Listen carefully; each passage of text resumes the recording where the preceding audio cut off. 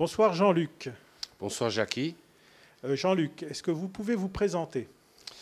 Eh bien oui, j'ai 58 ans, je suis marié depuis 36 ans, j'ai élevé 3 filles, dont une encore à charge, j'ai 2 petites filles et j'habite à Cattenom-Zensige depuis 32 ans. Comment êtes-vous devenu adjoint au maire?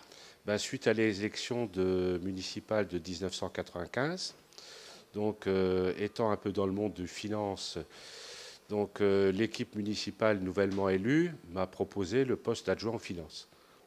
Qu'est-ce qui vous motive dans cette fonction? Ce qui me motive, du fait de mon métier, donc je travaille dans une banque depuis 36 ans, donc actuellement je suis toujours en activité. Ce qui me motive, les chiffres, je suis assez perfectionniste au centime près, etc. Donc même si je n'ai pas eu de formation directement comptable, j'ai vite appris sur le tas avec la secrétaire générale et au bout d'une année, 2 ans, j'étais bien rodé. Et maintenant, ça fait 16 ans que je pratique le poste d'adjoint aux finances à la commune de Cattenom. Comment s'organise une journée de travail pour vous? Alors pour moi, disons la journée ou la semaine. Oui. La semaine, en tant que salarié à la banque, je commence le mardi, je termine le samedi après-midi. Et puis en soirée, souvent je suis convié au minimum à 2 réunions, voire 3. Donc une obligatoire, celle du bureau municipal, c'est-à-dire celle du maire et des adjoints, donc tous les mercredis.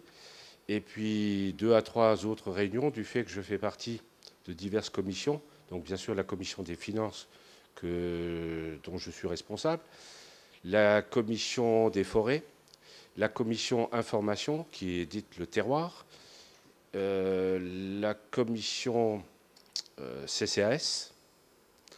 Je m'occupe aussi à la commission de la communauté de communes de ce qu'on appelle la commission CLEC, c'est-à-dire que quand il y a une prise de compétence, une nouvelle prise de compétence par la communauté de communes, il y a une évaluation des charges à transférer. Donc je fais partie de cette commission-là. Voilà. Et puis je fais partie aussi de la commission des fêtes, loisirs et culture. Voilà, ça fait des... Voilà, donc ça fait quand même pas mal de travail. Ça fait pas mal de travail. Voilà. Donc Et pour les loisirs... pour les loisirs, je réserve, j'essaie de planifier tout ça le lundi. C'est déjà pour m'occuper des 2 petites filles avec mon épouse. Et le week-end, j'essaie l'été de faire mon jardinage, l'entretien des espaces verts chez moi. Et puis j'aime bien la philatélie. Donc en dehors de ça, je ne peux plus faire grand-chose. Je pense, vu mon âge certain aussi, j'ai plus la même résistance qu'avant. Est-ce que vous pouvez nous expliquer comment on construit un budget? Alors comment on construit un budget? Donc ce qu'il faut savoir, c'est que il y a deux sections principales, le fonctionnement et l'investissement. Donc tout part à la base du fonctionnement, puisque les principales ressources d'une commune arrivent au budget fonctionnement, c'est-à-dire les recettes fiscales, les diverses dotations de la communauté de communes et diverses autres, les recettes de loyer. Bon, à partir de là, on évalue les dépenses de fonctionnement, c'est-à-dire les salaires, l'eau, l'électricité, enfin les dépenses courantes, comme dans un ménage. Et par déduction, il nous reste un excédent qui sera donc à basculer à l'investissement. De là, l'investissement, donc il y a cette bascule de l'excédent de fonctionnement, plus diverses recettes quand même, telles que des subventions de l'État ou de la communauté de communes sur des projets d'investissement, et la récupération de la TVA. À partir de là, on prévoit les dépenses d'investissement. Alors, les dépenses d'investissement, elles se préparent avec ma commission déjà dès le mois d'octobre de l'année N-1. C'est-à-dire que je réunis, parce que la commission de finances est composée de tous les élus. Donc, chacun a des désirs, des desiderata, donc des projets à réaliser. Donc, il m'amène ça sous le tapis. Il me le chiffre jusqu'au mois de mars, donc au moment où on doit élaborer le budget. Et c'est moi, après, avec le bureau municipal, c'est-à-dire le maire et les adjoints, qui devront trancher s'il y a trop de choses à faire au niveau du budget. Les recettes sont importantes, mais malgré tout, elles ne sont pas extensibles. Voilà. Donc, on fait passer les projets principaux. En pourcentage, ça représente quoi les recettes et les dépenses? Alors, en pourcentage, c'est-à-dire le budget fonctionnement, c'est à peu près 40%. Et le budget investissement, c'est 60%, ce qui est bon. Oh oui. Parce que le ratio, justement, quand il y a un déséquilibre, une commune qui a trop de fonctionnement, forcément, elle va réaliser moins d'investissements. C'est pas bon. Le fonctionnement n'est pas, autrement dit, du gaspillage, c'est pas ce que je veux dire. Mais malgré tout, le fonctionnement grève les investissements d'une commune. Donc il faut essayer de freiner le fonctionnement. Avez-vous un exemple d'investissement en cours? Alors, il y a un gros investissement actuellement en cours à la commune de Cattenom, c'est la rénovation de la mairie. Alors, il y a un budget de 2 300 000 qui est prévu. Et on a une subvention de département de 192 000 et une subvention de la communauté de communes pour un bâtiment communal, donc il nous aide aussi à hauteur de 84 000 euros. Quelles sont les aides qu'une commune peut obtenir? Alors les aides sont diverses, donc dotation de l'État, dotation de la communauté de communes, dotation de la région ou dotation du département, même voire de l'Europe, en fonction des projets. Alors on a un exemple typique en projet, c'est le futur périscolaire à Cattenom, qui a été évalué à 3 200 000. Et comme c'est un bâtiment, on a souhaité qu'il soit HQE, c'est-à-dire haute qualité environnementale, on peut solliciter beaucoup de subventions.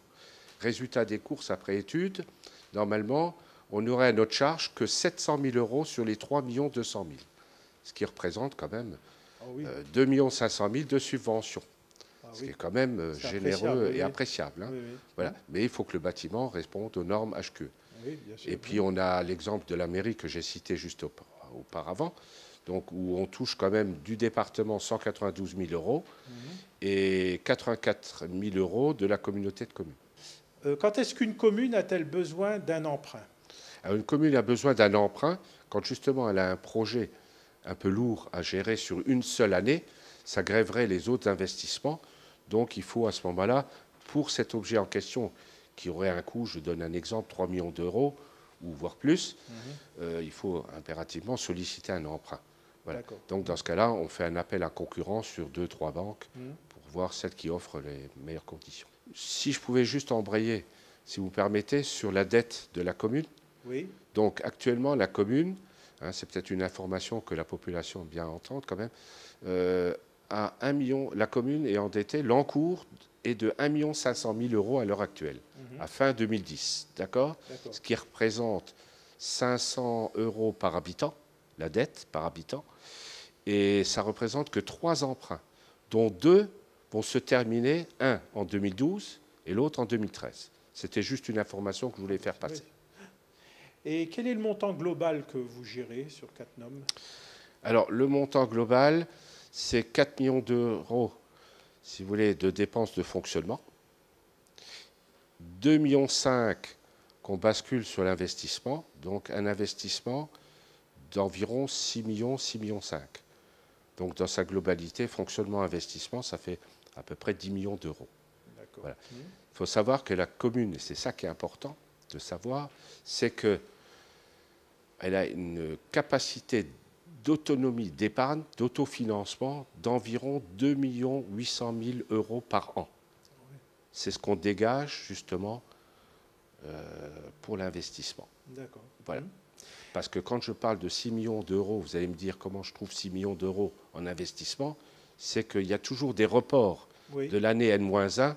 En l'occurrence, on a à peu près 2 500 000 euros de report. D'accord. Donc additionné avec le nouvel apport de 2,8 millions, on arrive à peu près à nos 6 millions. Je vais vous demander de vous mettre face caméra et d'adresser un message aux Cattenomois. On entend souvent la commune est riche, donc c'est facile. Ben, effectivement, on va pas dire le contraire. Plus les recettes sont importantes dans une commune, plus c'est facile à gérer. Mais plus il y a d'argent, plus c'est facile à gaspiller.